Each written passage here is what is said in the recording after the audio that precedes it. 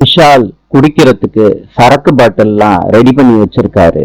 அப்ப அவர் போனு ரிங் அடிக்குது.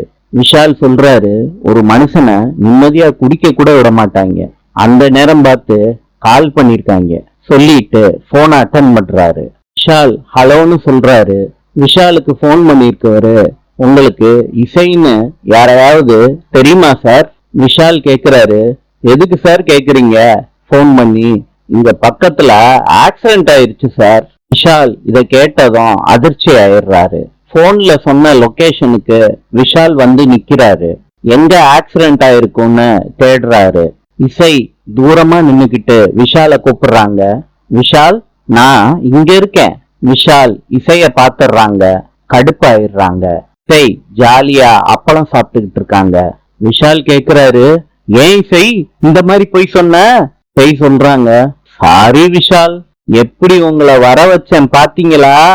விஷால் கேக்குறாரு, இசை கொஞ்சமாவது உனக்கு அறிவு இருக்கா? உனக்கு ஆக்சிடென்ட் ஆயிடுச்சுன்னு அடிச்சு புடிச்சு வண்டிய ஓட்டிட்டு வந்தேன். இசை சொல்றாங்க, விஷால் அங்க பாருங்க. எங்க இசை? விஷால் பார்த்த உடனே சைலண்ட் ஆயிடுறாரு.